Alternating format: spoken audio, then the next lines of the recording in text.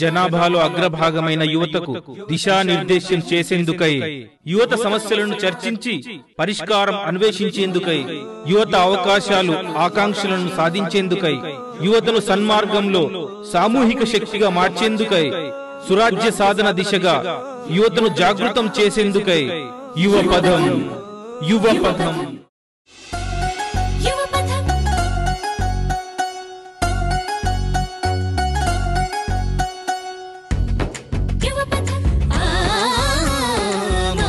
సంబంధాలు మంట కలిసిపోతుంటే కళ్ళు మూసుకుంటున్న యువతి యువకుల్లారా, మనమే ఆ మానవులం, మనదంతా మనిషి కులం. మానవ సంబంధాలే మన మనగడకు బలం అన్నాడు కవిచలం.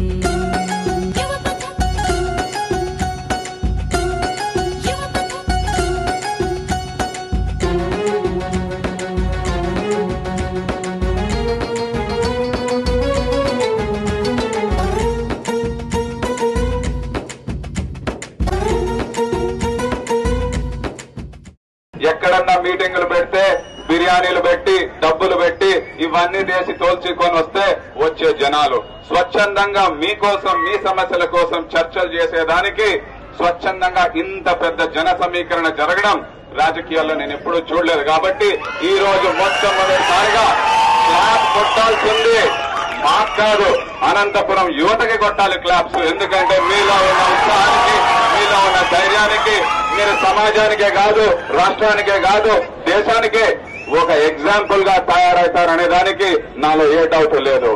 అయినా ఇంకా ఏమి టైం వేస్ట్ చేయకుండా త్వరగా ఈ రోజుటే యువపథం కార్యక్రమం ప్రారంభిస్తాం.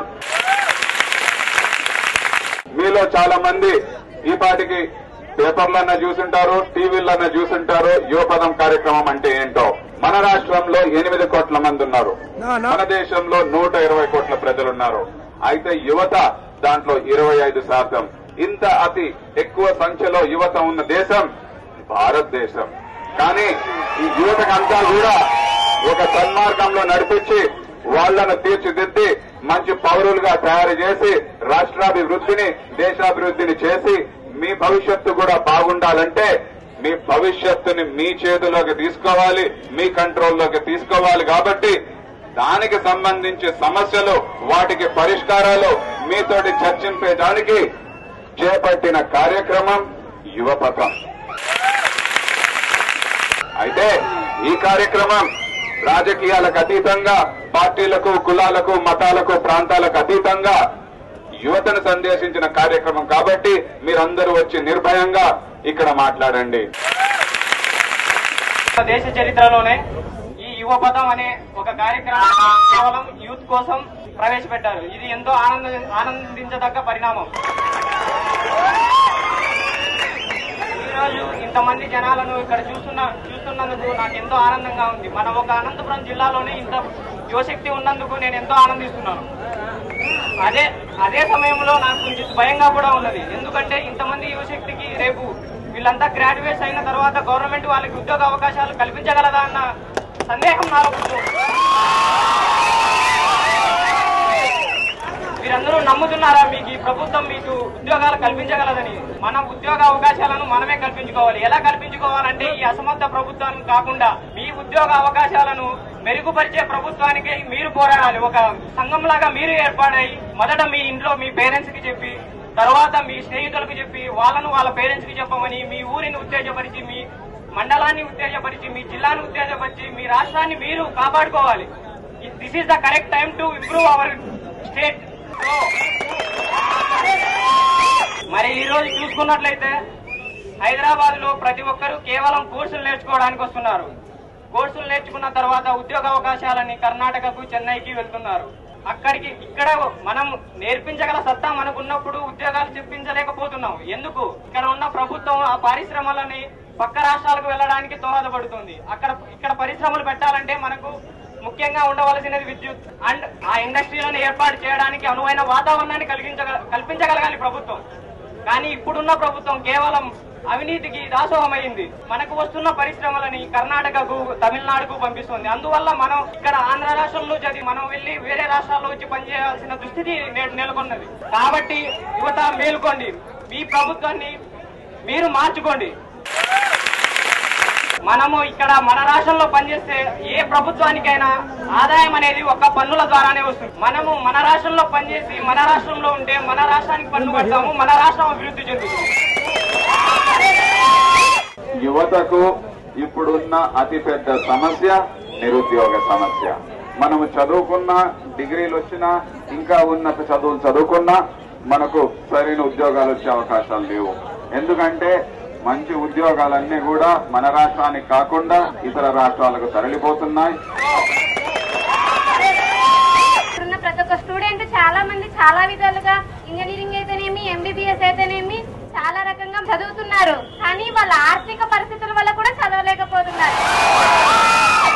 ఈ చదువులు కంప్లీట్ అయిన విద్యార్థికి కూడా ఒక అంటే మాకు తెలిసిన అక్కనే ఆమె ఎంబీబీఎస్ అయ్యి జాబ్ కోసం వెళ్ళింటే లంచం అడుగుతున్నారు. ఇందువల్ల ఏంది పరిశ్రమ అంటే మేము చదివి ఒకటే, చదవకపోయినా ఒకటే. అందువల్ల మేము చదువుకున్న ప్రతి ఒక్కరికి కానీ గవర్నమెంట్ ఉద్యోగం రావాలని, అందుకోసం కూడా మనం తల్లిదండ్రులు చదివిస్తున్నారని ఇప్పుడున్న ప్రతి ఒక్క స్టూడెంట్ అన్నలైతేనేమి, అక్కలైతేనేమి కానీ ఎంతో కృషితో చదివి కూడా మీ తల్లిదండ్రులకు గొప్ప స్థానంలో నిలబడాలనుకుంటూ దీన్ని లంచగొండితనాన్ని నిరుద్యోగంగా శాశ్వతంగా తీసేయాలని కోరుకుంటున్నారు. మీరు చెప్పింది చాలా కరెక్ట్ కళ్యాణి గారు. దీనిని మార్చాలంటే ఒక యూత్ వల్లనే అవుతుంది. యూత్ అంతా ఒక శక్తిలాగా. అన్నా నువ్వు నేను అనుకుంటే సమస్య కాదు, ఇక్కడున్న ప్రతి ఒక్క స్టూడెంట్ కూడా. యువ పదం తరపున ఒక సర్టిఫికేట్ ఇస్తున్నాము. చాలా చక్కగా మాట్లాడాడు. గౌరవనీయులు శ్రీ పాలం శ్రీకాంత్ రెడ్డి గారికి మరియు జిల్లా టిఎస్ఎన్వి కన్వీనర్, యువపథం జిల్లా కన్వీనర్ శ్రీ ఎంఎస్కే చౌదరి గారికి, విద్యార్థులకు, పెద్దలకు, మీడియాకు అందరికీ నా యొక్క ధన్యవాదములు. ఇక్కడికి స్వచ్ఛందంగా వచ్చిన విద్యార్థులను చూస్తుంటే ఖచ్చితంగా రేపటి భవిష్యత్తు మన చేతుల్లోనే ఉందని, కుల, మత, ప్రాంత రాజకీయాలకు అతీతంగా ఈ యువపథం అనే కార్యక్రమాన్ని శ్రీ పాలం శ్రీకాంత్ రెడ్డి గారు మన కోసం, మనందరి కోసం తీసుకొచ్చినందుకు చాలా సంతోషంగా ఉంది. మన రాష్ట్ర బడ్జెట్ 1,00,000 కోట్లు. ఎక్కడికి వెళ్తున్నాయండి ఈ 1,00,000 కోట్లు? మనం అడిగితే ఇండస్ట్రీస్ పెడుతున్నాం, ప్రాజెక్టులు చేస్తున్నాం, అవి చేస్తున్నాం, ఇవి చేస్తున్నాం అని చెప్తున్నారు. మరి ఇంతమంది అన్ఎంప్లాయ్మెంట్ రాష్ట్రంలో చూస్తున్నాం. ఉదాహరణకు లేపాక్షి నాలెడ్జ్ హబ్ ఎక్కడికి వెళ్ళాయండి ఇవి? ఈ లేపాక్షి నాలెడ్జ్ హబ్ ఈ పాటికి రెడీ అయ్యింటే ఎంతో మంది నిరుద్యోగులకు ఉద్యోగాలు వచ్చేటివి. ఎక్కడా గాని సాఫ్ట్వేర్ అనే పదం హైదరాబాద్ నాలెడ్జ్ హబ్ లో ఎక్కడా వినిపించడలేదు. దీనికి కారణం అవినీతి. ఈ అవినీతి ఎక్కడి నుంచి పుట్టింది, ఎవరు తెస్తున్నారు, ఇవన్నీ మీకు తెలుసు, మాకు తెలుసు. పొలిటికల్ స్టూడెంట్స్ తగ్గిస్తున్నారు. సో ఇదంతా కంట్రోల్ చేయాలంటే మాకు ఓట్ ఐడి అని ఉండాలి, అవి లేవు. ఈవెన్ స్టూడెంట్స్ కాదు. సో దీన్ని మేము ఎలా కంట్రోల్ చేయగలం? మొట్టమొదటిసారిగా మీ ఇంట్లో ఓటు హక్కు ఉన్నది మీ తల్లిదండ్రులకు. మీ తల్లిదండ్రులని సరైన పద్ధతిలో, సరైన గవర్నమెంట్ ను గాని, అడ్మినిస్ట్రేషన్ చేయగల వ్యక్తుల్ని గాని సరైన ఓటు వేసి ఎన్నుకోవని చెప్పండి. తర్వాత మీ వయసు 18-20 సంవత్సరాలు వదిలితే మీరు కూడా ఓటర్ గా గుర్తింపు చెందుతారు సొసైటీలో. తర్వాత మీ చుట్టూ ఉన్న విద్యార్థుల్ని గాని, తెలియని వాళ్ళకి గాని ఎడ్యుకేట్ చేసి మన రాష్ట్రాన్ని మనం కాపాడుకుందాం అనే నినాదంతో ప్రతి ఒక్కరూ ముందుకెళ్ళండి. రాజకీయాలకు వస్తున్నారు, సాధారణ మనిషి రాజకీయాలకు రాలేకపోతున్నారు. దానికి మీరేమంటారు? ఈ వారసత్వ పాలిటిక్స్ ని మనం రూపుమాపుదాం. వచ్చే ఎలక్షన్స్ లో కంపల్సరీగా సరైన అభ్యర్థికి ఓటేద్దాం. మన నిర్మాణ సంస్థను మనం నిర్మించుకుందాం. ఈ అవినీతి పాలిటిక్స్ ని మనం తరిమేద్దాం. భూములేమో కేటాయించారు, పెట్టుబడులేమో 10% పెట్టారు, ఉద్యోగాలేమో 10% వచ్చాయి. మిగిలిన 90% ఏమైనట్టు? ఆ భూములు కొట్టేశారు. ఇది కూడా ఒక అవినీతి. కాబట్టి దీనివల్ల యువత భవిష్యత్తు అంధకారంలో పోతుంది. కాబట్టి ఇటువంటి విషయాల మీద మనం అందరం చర్చ చేయడమే కాదు, ఈ మీటింగ్ తర్వాత ఒక యాక్షన్ ప్లాన్ కూడా తీసుకొని దీన్ని ఏ విధంగా సరిదిద్దుకొని మన భవిష్యత్తు కాపాడుకోవాలో కూడా మాట్లాడాలి.